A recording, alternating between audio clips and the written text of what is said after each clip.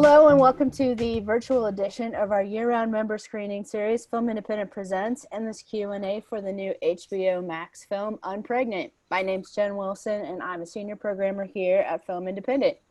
Before we get started, I need to give a special mention to some of Film Independent's supporters.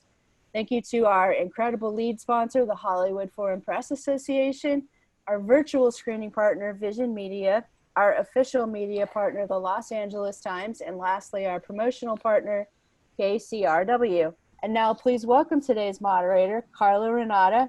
She's a film critic and the creator and host of The Curvy Critic with Carla Renata at blackhollywoodlive.com.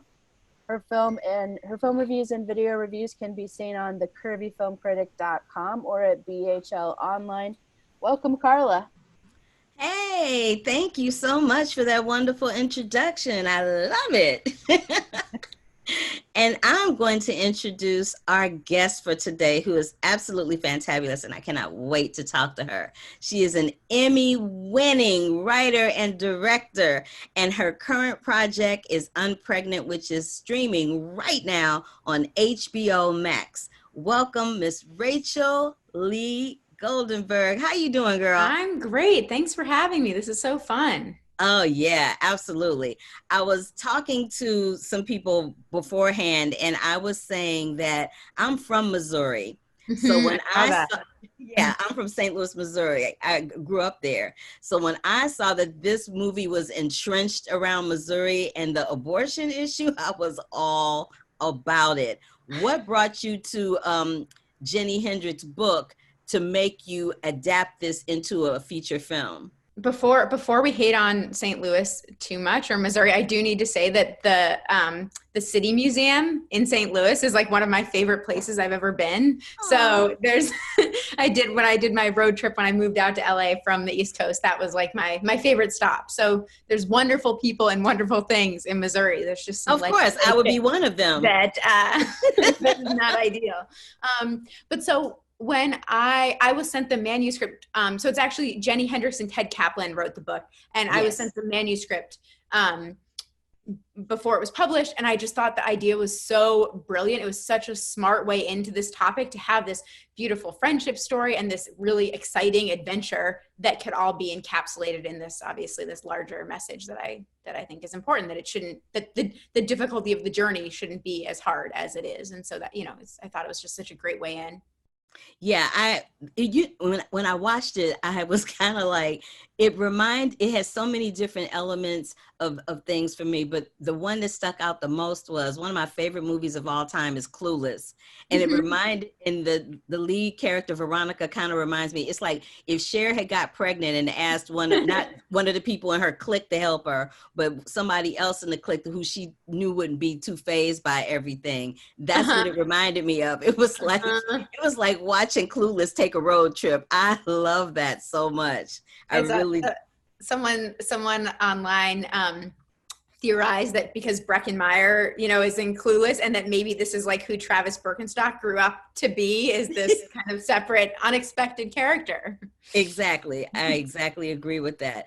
I wanted to say that it's very much like Unpregnant is very much like a cinematic conversation through a very difficult subject that we are navigating through in life politically right now, right? So in adapting the book, what things were left out and what things did you leave in for dramatic purposes? So I think a big part of it, adaptation is thinking more about the new thing as its own piece, that if the movie is good, then people care less about what came in or what stayed out. Whereas if you feel overly beholden, or like you're trying to stretch and squeeze to get even things you love from the book and that don't make sense in the movie. So I like to sort of think fresh slate, like nobody's going to give you credit for the book. You kind of need to make your own self-sustaining thing. and so Jenny and Ted actually did the first pass on the script. So there was already a sort of a roadmap there. And then I continued to develop it. And the things that I was excited about was bringing a lot of cinematic elements into it. So obviously we go into sort of some genre spaces. We go into horror moments and we go into thriller moments and action sequences. And so because filmmaking is so visual, I was always looking for those moments. Or when the girls are on the carnival ride in the book, that ride is actually like a little kid's ride. It's like one of those tiny roller coasters for 5-year-olds. And sort of the joke is that it's ironic that the girls are like, whoa, look how crazy this is, when it's not. But for a film, when you're going to be watching it, I want to watch the actors sort of push to their limits and watch that adrenaline and make that a bigger moment. So that was something that we shifted. And then I just thought a lot about how we talk about abortion, especially because we have so much less time to do it in the movie. And so every single time that we talk about it, and even her relationship to Kevin and why she's pregnant has changed from the book. In the book, he poked holes in the condom. And in the film, I wanted sort of a more grounded version of Kevin, where he just, he still made a big mistake by not telling her, but he didn't poke holes in a condom, which is sexual assault. And like showing the abortion sequence. I just wanted to find my own personal way into every time we talk about it, every time we think about it, and when she actually goes to get it, how that's portrayed.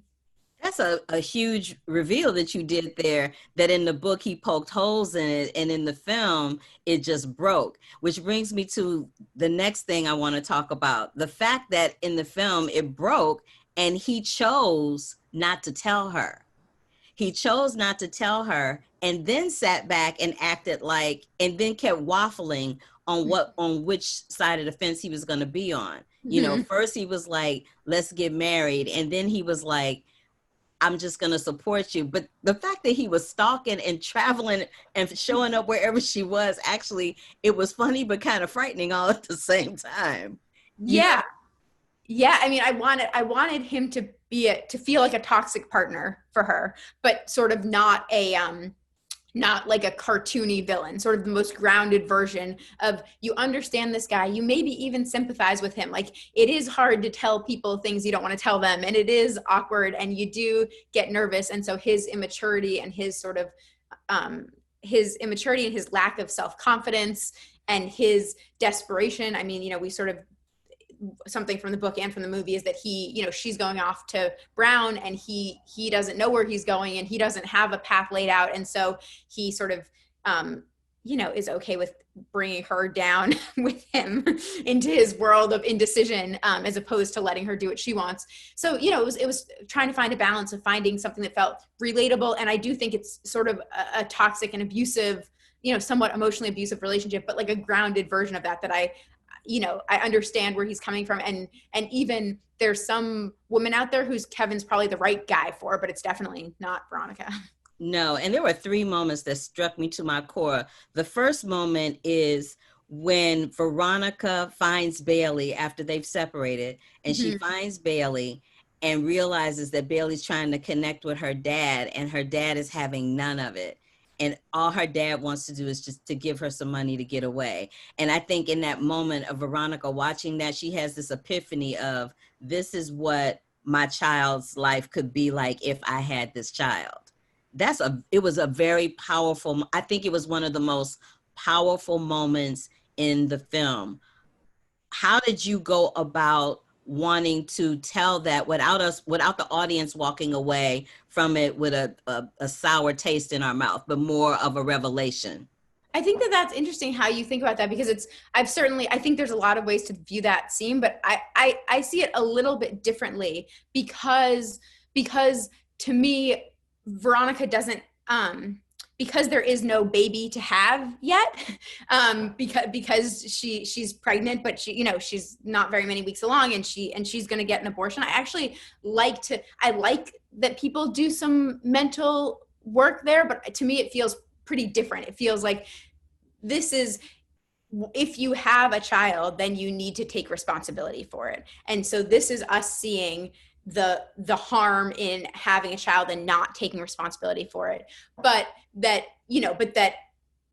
it's not about, should Bailey exist or not in the world. It's like Bailey's a person and we love her and we want her, and even if her dad's a dick to her, we still, we're still on her side. So I feel like there's sort of different issues, but the fact is that if you do have a child, you need to take care of that child. Yeah, I saw that and I thought this is it was powerful for me. So that's cool that everybody looks at it and they're all going to have a different takeaway from it. But I appreciate you so much for telling me what your purpose or not your purpose, but what your determination was in having that scene there and what you wanted it to resonate as. So thank you for that. So now I got to look at it again and look at it with a different pair of glasses on. The other two moments that struck me was the moment in the pawn shop where the sister pulls the gun out on Kevin. And I just felt like in that moment, Veronica had this ally, this unknown ally that was like, oh, because in that moment, Kevin was looking kind of crazy. Yes. He was looking, as you said, toxic. He was looking toxic and crazy. Yeah. And she kind of just was like, okay, yeah, let me just help this sister. And I find it very interesting that the two people that did help her were people of color. The guy who had the limo shop and the woman in the pawn shop. I loved that because it spoke to the humanity in the world when it comes to someone having a choice and wanting to execute that choice that they have. So I loved those moments very, very much. Thank you for those. Oh, I'm so glad. I love and those actors. Giancarlo Esposito, what? All day long. Yes, let's just put that out there. And the fact that these two young ladies were best friends. Sometimes the help you think you're going to get comes from the most unlikeliest of people. The people that you think are going to be in your corner when the going gets tough are really not those people. It ends up being somebody so unexpected. And I think that was a powerful message too, that you never know where your angel's going to come from. Yeah. And, could you just speak to that for a second? I do have a rule about strangers in my life that actually plays out in this movie well, and I just sort of did it subconsciously when I was working on the script. But my rule about strangers is that if you're the one asking for help, then you're not asking the crazy person. What are the odds that you're asking the crazy person for help? But if someone comes up to you offering too much help, that's when you need to be questioning. That's when you need to take a second. So that definitely plays out in here. Because that couple from, and those people, because I think most people are good. And so when you ask people for what you need, oftentimes they will be there for you, and I think that's just a truism in the world, is that most people are good. And then the people that are sort of too pushy to help you when you weren't even really asking, those are the ones that are maybe look at them with one eye open. Yeah, that couple that saw them at the fair, I was like, ooh, I got the warm and fuzzies. I'm like, ooh, that was so nice. But then when those dolls woke up in a desert, I'm like, oh, see, shenanigans are about to ensue. And then I didn't know what was going to happen. And that also was very powerful. But there are a plethora of questions for you from the audience. So I'm gonna stop being selfish and ask you some of these questions that people are asking. So the first question says, how did you cast the two main characters? Because it was so good. I mean, yeah, I'm so lucky to have Haley and Barbie in this movie.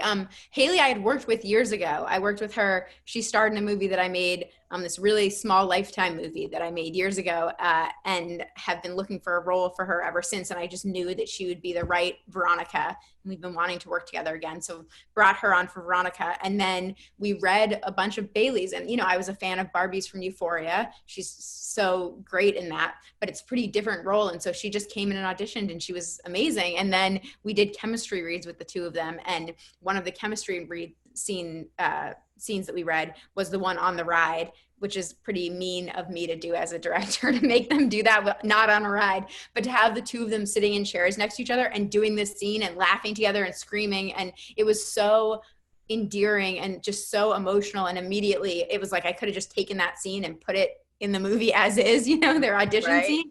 And so that was, it sort of felt clear that they were the ones, and they, and with a good actor, you're already excited. And then every day, every scene, they're just bringing more than you thought. And that certainly was the case here.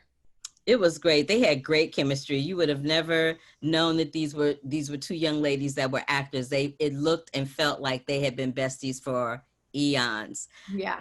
Matt Warren says he loved the film and wanted to know if you'd partnered with any pro-choice or reproductive rights organizations through the film's release to help amplify the film or its message.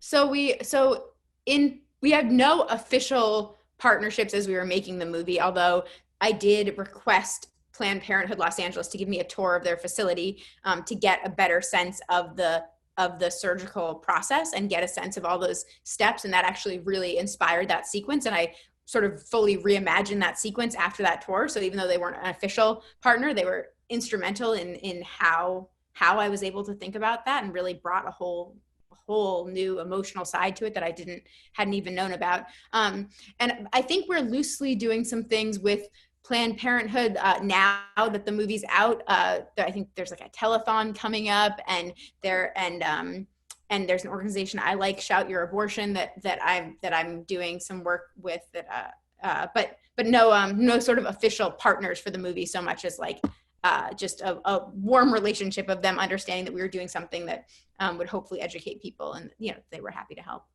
Okay, the next question asks to the soundtrack, says they love the soundtrack. Can you talk about some of the songs used in the film? Is there a playlist? I love the songs too. They were great, especially if you've been since you were gone.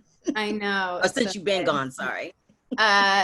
Yeah, that was a long journey for every single one of those songs, except Since You've Been Gone. Since You've Been Gone was in the book, and then we were able to license it for the movie, and then we were off to the races with that one.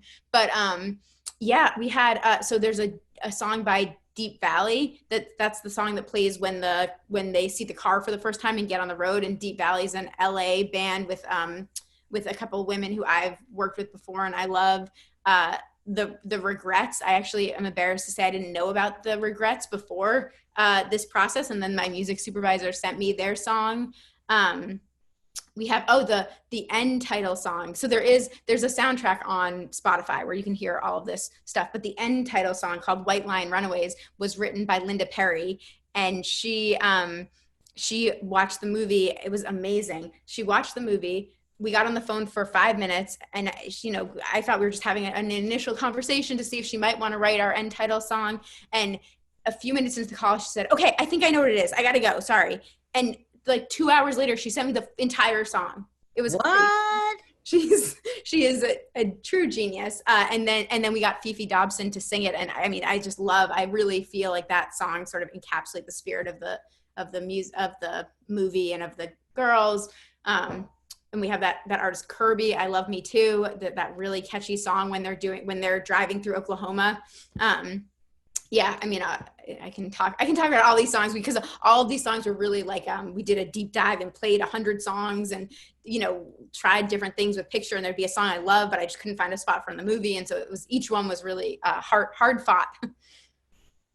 I love that answer. It was great. We could talk about that soundtrack forever. It really, I know. Once you get me started, I'm like, oh, and this song, oh, and this other one I like. But it was great because it was one of the driving forces of the film. It was like it was his own little character kind of helping the girls along on their journey. So I love that. This question, go ahead. Oh, I was gonna say one more thing, was just to what you said about having it feel like a driving force, was just not having all of the music sound too similar, so that it all is coming from, so like I feel like Bailey's got a little bit of punk rock, so then she's in Deep Valley Regrets mode when she's running the radio at the beginning, but then when we're in the guys' truck, we're in Maren Morris territory because they're a little more country, and if those guys are going to be drinking beers in the back of a pickup truck, then we wanted something with a little more twang. And so it was trying to make the music also feel like it sort of evolved and changed to the different locations. Cool. This question comes from, and I'm probably going to butcher your name, baby, so please don't give me hate mail.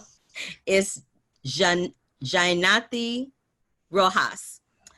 Why is it hard to balance the comedy with the drama, with the serious importance of the topic of abortion and women's rights in general?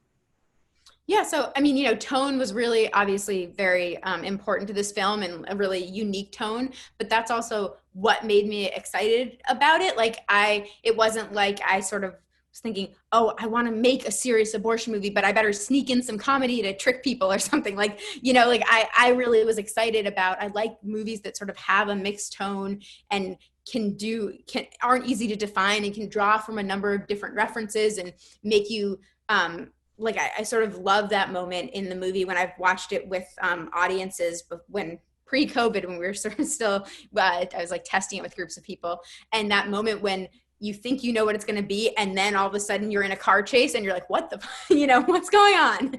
I sort of like keeping it fresh and like surprising people. And I think the thing is, because, I've seen some internet articles and whatever about how we're making fun of abortion or something. And I think that that's just really, I think those people maybe haven't seen the film, because the comedy all comes from how hard the journey is. We're never laughing at, ha ha ha, is an abortion hilarious? It's something that's actually really frustrating, that pisses me off about why she has to travel so far, and putting a comedic spin on the journey. So that's actually a very good point, because when I saw it, I did not feel as though you were making fun of the subject, because like I said, it's like a cinematic conversation around a very touchy subject, right? And in doing that, you were very accomplished in making the situation of them on that journey funny, not necessarily what they were on the journey for. And there's a difference.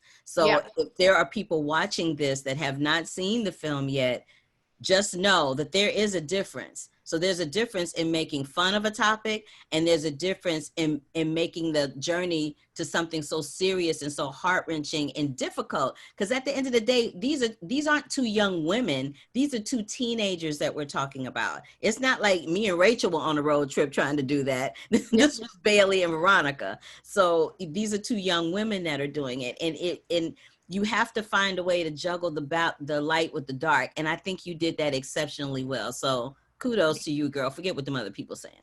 Anyway, whatever.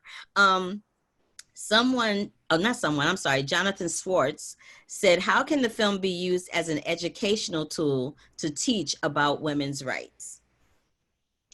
I mean, I will just take that question as a compliment, I guess, because I feel like, Jonathan, you're implying that it can. For me, what I think is important is having a conversation about abortion. So I've had an abortion. It's something that when I initially had it years ago, I didn't talk about it. I told my mom, I told a friend or two, but I sort of felt like, I don't even know that I felt ashamed of it. I just felt like you weren't supposed to talk about it. It wasn't, I felt relieved and grateful to have had it, but I didn't want to talk about it. Because there's judgment attached to it. There's judgment, and because we're told that we're not supposed to. And then I went through, this is getting into the weeds a little bit, I went through this whole sort of transformation on this topic, because I read this article that taught me that as recently as the 80s, women talked about their abortions much more freely. Like, our actresses would be on the cover of magazines saying they'd had an abortion, like celebrities would sign letters saying it. And so the anti-abortion folks have really succeeded in making it seem shameful to talk about. And then as they've made it seem more shameful, it's allowed more restrictive laws, because their side is screaming no abortions, and the people who think that women should have the right to choose to have an abortion if they want it are saying, we think you should have a right, but we don't want to talk about it. We don't think we should talk about it, but we do think we should have this right. And that's such a weak place to be making your argument from. And so when I had that realization, this is 2 years before I even saw the book for Unpregnant, I realized I needed to start talking about my abortion, because I was grateful for that experience, and my not talking about it was actually making room for other people was hurting other people's right to have one. That anyone who, if you have one and you're able to talk about it, that you can be part of the movement of protecting abortion and normalizing it and making it something that's okay to have a conversation about. And so I think that if anything, the movie's hopefully instructive in that way, not necessarily that it's the most important thing for everyone in America to know that in Albuquerque is where you can go to get an abortion if you're under 18 and you don't have your parents' permission. Not that, but more just the general idea that this is something that can be talked about, and this is something that a normal girl like Veronica wants and needs and is able to get and comes to terms with. And so I think that's, that's, I don't know if that's the right answer to the question, but that's sort of how I think, that's the closest I can think of to how it can be instructive or. That actually brings me to a question that I wanted to ask you. Like I said, I'm from Missouri. So is Albuquerque the closest place to Missouri, really? Or was that for dramatic purposes? Crazy. So when I got the book and my writing partner said, can that be right? Is it really that far? And so he did the research and looked at every state around. And yes, if you're under 18 and you don't have your parents' permission, the closest place you can get an abortion is Albuquerque. It's 1,000 miles, which is shocking. And I think that's why Jenny and Ted, the authors, picked it there, because I think that might be like the place in the country that you can be the farthest from a place you can go. So that is bananas. I was like, I have to remember to ask her that. So I'm so glad. I know. I had the same instinct, because it sounds so crazy in a country where it's legal that it's like, that can't be true, but it is. That is bananas. I was also saying that, when I grew up in Missouri, there was a plan. My mother is a registered nurse. So when I became of that age, my mother was very dogmatic about taking me to Planned Parenthood and making sure that I knew what my options were, and making sure that I knew what was going to happen, when I did have sex, how to have sex safely, because she was a medical professional. So she felt a responsibility as a medical professional to make sure that her daughter had all the information and goods that she needed to do to make an informed decision all the way around. And I know now I don't think there are any more Planned Parenthoods in Missouri. I think they closed the last one either earlier this year or the tail end of last year. And it makes me so sad. Yeah. It makes me so sad. Yeah. Anyway, it just. Yeah. I mean, this is something that's changing in our lifetime right now. And so, yeah, we really need to reverse it. Yeah, we vote, y'all. That's a whole nother subject. But so the next question comes from Asha Daya. Why was it important to show Veronica's mom being disappointed at her choice / not agreeing, but also not lecturing her? And what did you hope to show through that interaction, especially if anti-abortion folks are watching? It's a great question. I think, first and foremost, I want to say that scene and that sequence came from a character perspective. So, it was less me saying, trying to put some message in there, and more me imagining, okay, so we know that because Veronica couldn't talk to her mom about this, that it's something that her mom is not okay with. But by the end, Veronica needs to tell her mom because she loves her mom. They're generally close about things, and she's come to a point where she's not ashamed of this, and so she wants to tell her. So then what will that conversation look like? And so that was me sort of gaming out what would happen. And where I landed was, I think that most parents love their kids more than they hate their choices, and even if they hate their choices, and a lot of parents do, still they love their kids more. And so that felt to me like the most sort of likely scenario in that. And I also think we try to imply, because they're sort of, her mom says, you must be tired at the end of that conversation. And so I also believe that that's not the end of that conversation. I don't think that they're never talking about this again. I think that she's still probably in trouble for lying to her mom. And I think that there's probably some more conversations to be had, but her mom, above all, loves her, knows that she's been through quite a bit in the last 48 hours and is, there for her, but disappointed. Okay. So just to switch gears for a split second before we get back to the movie and close out in a little bit, some attendees would love to know how you first got your start as a writer and director, and what advice would you have for somebody trying to make their entree into that lane, especially now we're in quarantine, and so it's looking a little different these days, Yeah, definitely. Well, I definitely didn't start during a global pandemic, so I don't know. I don't know if I have the perfect pandemic advice. But I went to film school, and then I started working at the Asylum, which is a B movie house that makes genre films, like really low budget, like $100,000 to $250,000, shoot in 12 to 14 day, crazy genre movies. that's where I started working. And I'm so, it's, you know, I made a lot of movies that are probably not great from there, but I loved getting to just work on stuff. I just desperately, I wasn't even thinking long-term of, oh, this, if I do that, then I'll get this step and this step, because you can't really know what's going to happen. What I loved about it was I wanted to be writing and directing sooner rather than later. And so rather than work on giant things that I could have a really small role in, I wanted to work on tiny things that I could dig right into and roll my sleeves up and get to work and sort of be doing creative work sooner. And so that was what I did. And, you know, because everyone's path is so different, it's really hard to say, like, you should go to the asylum and try to get a job. Although you could try to do that. Maybe, I don't know what their pandemic shooting is like, but you could do that. But I think it's just, because you don't know what's going to happen, and you really can't predict what's going to lead you to be successful or to get your next job. You just need to do jobs that sound good to you, because then whether you're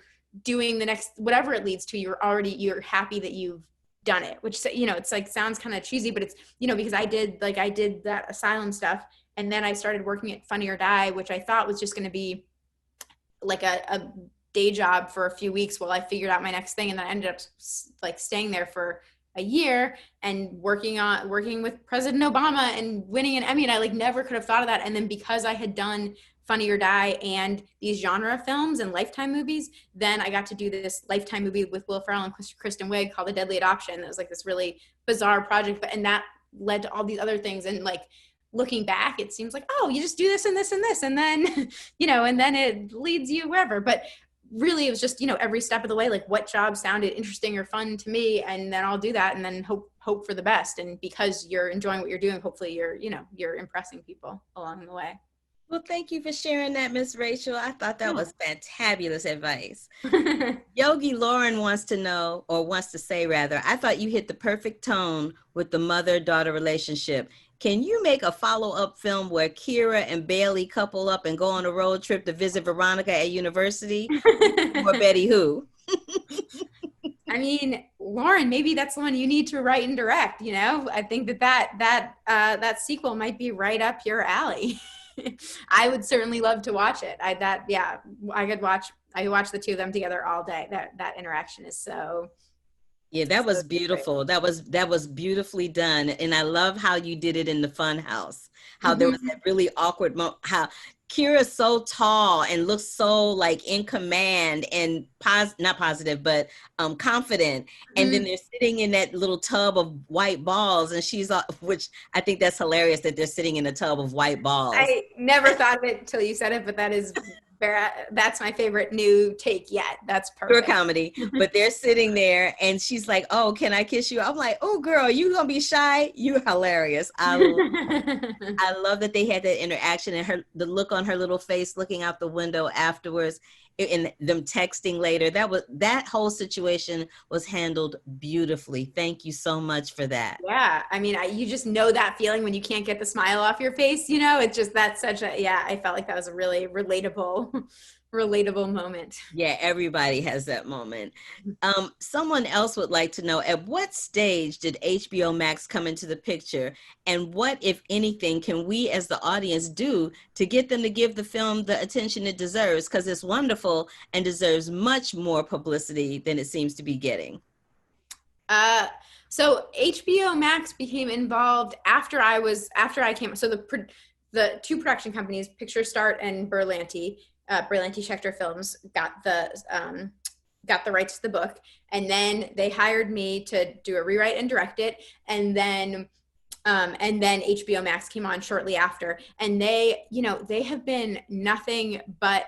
I'm sorry, you haven't been advertised to enough, actually. I'll talk to them about that. But they have been nothing but supportive. It's crazy because I know, can be a controversial topic. And I was sort of just always questioning when they were going to put their foot down and say, like, something's too much, or we can't have this in the movie, or just back down in any way. And they were just such supporters of the film all the way through, and supporters of my vision, and never back down from sort of the hard aspects of it. And we're just really like open partners. But I do recommend that you do whatever promotion you can on your own to help get it out there. But yeah, I sort of am just really grateful for them. Yeah, I can actually speak to that. If you want to promote and help people watch the film, if you have a social media account, if you're on Twitter, Facebook, Instagram, whatever social media accounts that you're on, do it that way. You know, get the word out and say, this is a film that you guys need to see. This is a film that's interesting. This is a film that will blow your mind. Whatever it is that you want to say about it, that's the way that you can get the word out about Unpregnant and Rachel. So I just wanted to add my 2 cents in on Thank that. you. Yes, please. No problem. So what are you working on next? I am, well, because I like HBO Max so much, I'm doing an HBO Max pilot next. That is, it's called Minx, and it's about, it's sort of loosely based on the dawn of Playgirl, started against the backdrop of the women's rights movement in the 70s. So it takes place in early 70s LA, and it's about it's about sort of the like feminist take on showing all these nude men in a magazine. That's hilarious. Let's just talk about that for a second, just to jump off topic for 1 second. There seems to be a lot of films coming out this particular year regarding the women's lib movement. There's a film coming out called Misbehavior around the Miss World competition in 1970, where it was interrupted by the biggest women's lib movement that started in England. That's the one that kind of kicked everything off. Leading into the 70s. There's I Am Woman, the Helen Reddy biopic that's out. And then there's Mrs. America on FX Hulu. Yeah. Why do you think in this moment right now, I already know the answer to this question, but I want to know your opinion. Why do you think there's so much attention on the women's liberation movement from all these different vantage points right now in history? I'd be interested in your answer to this, because I don't know if I know the answer. But you know, I do feel like it's sort of long overdue that a lot of these ideas are things that I believe have been pitched around for a while now and are finally getting green lights and okays. You know, I would imagine somewhat by people being frustrated by what's going on in our country, and feeling, you know, I certainly feel having made a bunch of work before Unpregnant, and then feeling like Unpregnant has a bolder political message that I agree with, has been really validating for me to feel like I'm putting time and energy into something that I think is important to say. So that's one theory. Well, since you're interested to know what I have to say, I will share that with you briefly. I think we're having a reawakening of it, right? So when people started marching, even back in the suffrage movement, you know, even swinging it all the way back to the women's suffrage movement, from the women's suffrage movement to the women's lib movement of the 70s to the Time's Up and Me Too movement right now, it seems to be every 30, 40 years or so or longer, we keep having to go, hey, we're over here. We're people too. We're human beings. We have rights. I don't want you dictating what I'm doing with my body. Mm-hmm. So I think that this is just a reawakening and a reminder for people to know that this has not changed. It has not shifted. When we get one step forward, we get pushed 10 to 20 steps back. And that's why we keep seeing a resurgence of these projects over and over again, particularly in 2020. So I can't wait to see your project, because I'm sure it's going to be great. It's for HBO, you said? HBO Max, yeah. Yeah. Great. I'm looking forward to it. I want to speak to I just want to flip back to the film real quick and talk about how this really is a coming of age story in a certain extent. It's a coming of age story wrapped around the auspices of this unplanned pregnancy, because I think throughout this road trip, Veronica grows and shifts as a person. Before she goes on that road trip, she's a little shallow. She's got her little, you know, cliquish girlfriends who are doing their little face mask and, you know, doing their investigations to see who pregnant sticks belong to and all that madness. And then you see her aligned with somebody who she's been friends with all her life. And then there was this moment. I love this moment too. There's so many things that I love. So I love this moment too, where Bailey says to her, "You never have my back." And then there's that flashback to when she did have her back. Mm-hmm. Mm-hmm. It's really brief and really small and very subtly understated. But I love that you put that moment in there. It meant everything. Because it shows Veronica not being as shallow as we thought she was. Yeah. Yeah, and I love seeing the depth of their friendship, you know, because I mean, my, you know, we think the movie's about this trip to take an abortion, but really it's about their friendship reconnecting, and both of them sort of think, you know, subconsciously want to take this road trip together. You know, Veronica's like, oh shoot, Bailey's the only one I can ask. I guess I have to ask Bailey. But you know, I feel like deep in the back of her mind, she remembers like the love that they have and that they share, and how important that relationship is to her. And you know, Bailey's the same thing. She's like, oh, fine, but also secretly I want to see my dad. But then back there, you know, this is, you know, they're each other's person. Yeah, I love that you kind of, I wish I had been able to see more of that, just a little bit of it. It's so much, it's so many things in this one little film. It's so much to unpack, but that's a good thing. It's a good thing that you're sitting there going, oh, there's this over here. Oh, but that's happening over here. Oh, that's a wonderful thing when you come out of a film and you still have all these different conversations to talk about and all these different trajectories to talk about. And I really want to talk about this. So I was interested to know if this was something that was in the book as well, because I did not have the pleasure of reading the book. When she goes to pawn that ring, do we think it really was worth $1,300, or do we think the pawn shop owner just gave her $1,300 as, you know, a good Samaritan kind of like gifts type of thing? I think it's like a little bit over, maybe like it's a generous offer, but I don't think it's, we did try to figure out like what the dirt bikes would be worth and how much, you know, it's like sort of an annoying part of making sure that these movies work is actually like, there are charts that my writing partner and I made of like, here's how much money, you know, like a little bank, like here's how much money they have and they have to spend this much. And, you know, okay, so they need to start with this much. So how much should the ring be worth to, you know? So I think she's giving sort of the generous end of what's normal, but we did map out all those amounts, and the same thing with the time on it, of the trip. You know, it's like really finding out. I mean, you know, the real kindness is just that it's technically illegal for her to let a 17-year-old pawn something, and so she's putting herself, you know, in At risk. That's why I love how she threatens him at the end. And she's so no nonsense that I feel like she, you know, she wouldn't normally do this. You know, she doesn't make exceptions for, you know, tough guys come in and try to. There's the guy that we see leaving on the way, and I don't know if you could hear because it's just a quick little line, but she's turning him down because she thinks his thing's stolen when he arrives. I did peep that. I peep everything. I like it. But so, you know, so we get the sense that she's like, hell no to everyone. And then she's like, all right, I see you need this. I got you, you know. Cool. So I know that this question is going to take a minute, and so I'm just going to throw it out there. We're living in this situation right now in the entertainment industry, in the film industry in particular, where academies and entities feel the need to make rules in order to make the filmmaking process inclusive, right?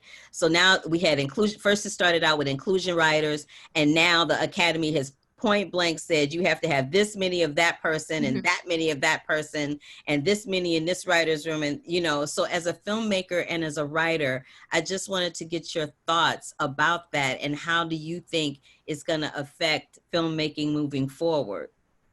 I mean, I support it 100%. I think it's as an industry, we're too slow. We're just too slow and it's not okay. And so I am totally for the push. And, you know, the way that it's structured, I'm not intimately familiar with all of the rules, but you know, there's space for, if you want to tell a story about all guys or all white people or whatever, that you can, you know, have diversity behind the camera. And, you know, there's like ways to figure it out. But I think I'm only supportive. And I think, you know, people have had sort of deniability for too long of saying, well, it's the artists are doing this. And, you know, even as someone who has requested female or diverse crew and stuff, like the agents will still just send you the same people that have done everything else, that are the same list of like white guys for everything, even when you are specifically calling and asking for other people. And so the pipelines are just so screwed up that I think it's like we sort of,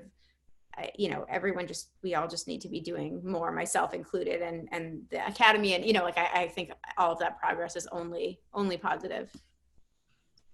I agree. Progress is always positive. one other thing about the film that I wanted to ask, like I said, there was so much to unpack. There was that whole, two things actually, the whole process of what happens once she went back into the clinic, once Veronica goes back into the clinic without Bailey. That was so tastefully done. There was another film that we were speaking about before we started the panel called Never, Rarely, Sometimes, Always, that came out earlier this year by Eliza Hittman. And it was, the way it's shown in that film is really gritty, but the way that process is shown in this film is very ethereal. It's very ethereal, and it's very soft, and it's not daunting, and it gives you it makes you feel like the experience for Veronica was not one of those where she's sitting there and she goes, oh my God, I have to get out of here. So I appreciated the way that you handled that. Was there a lot of discussion in how that was to be shot or storyboarded out?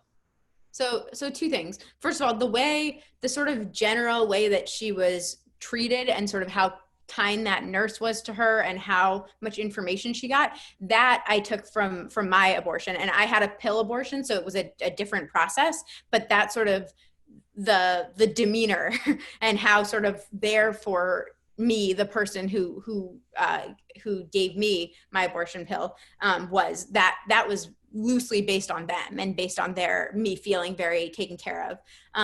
And then in terms of the procedure, so like I mentioned, I had gone to Planned Parenthood, and I wasn't sure how I wanted to portray it because it was sort of cut around a little bit in the version of the script that I got, and I knew I wanted to do something a little more than that, because even politics aside, even just from a character perspective, it's like, this is what she's been trying to do this whole time. And it felt like this, Veronica's my girl. Like, I want to be with her. I want to see what she's going through. I don't want to abandon her in this last minute. I want to be there for her, to see what this is like for her and for her experience. And so, but I wasn't sure exactly what I wanted to show or how much. And then I took the tour, and a nurse and a representative from Planned Parenthood took me through each room and said, and then you come here, and then this happens, and you come here, and then this happens. And I was like, oh my God, I had no idea. So I was going to just abandon Veronica and let her do all that stuff, and we would never know what it was, because we don't know. If you haven't had an abortion, haven't had a surgical abortion, you don't know, you have no idea, because I had no idea, and I've had a pill abortion, and so I really wanted to see that and see each step. And almost initially I was like, oh, this is almost overwhelming how many steps there were. Well, and then I thought, well, no, not when I'm being walked through it by these people, it actually makes sense and I understand it. And some things I think are probably less overwhelming than people think, like the fact that you're in and out of the surgical room in under 10 minutes, it's like, that's it. It's not that long. And so I just really wanted to share that with people and find a way to really be with Veronica. And there was one, it also affected a few things. Like there was one thing where I was going to, I wanted her to be awake. I didn't want to have her be put under for it, because I again was trying to be with her. And then the people who gave me the tour explained that nearly all, like almost every single teenager chooses the anesthesia. That's what they prefer, because they're teenagers and because they're nervous, and because if you don't, then you need to have like a big needle go into your vagina to numb it, and it scares people. And so most teenagers do the anesthesia. And so then I was like, okay, well, I want to be accurate to that. And then one other thing that I loved that I got from that tour that I just thought was like so emotional was they were saying that the person going through the abortion is very informed, that they're being talked through the process, and each step isn't actually that long on its own. So you really are taken care of and you know what's going on. But the person who's waiting doesn't know what's happening, because we don't teach people. And so they're just sitting there fretting the whole time. And so often when the people get joined back together, it's the person who's been waiting, who's a nervous wreck, and the other person's fine.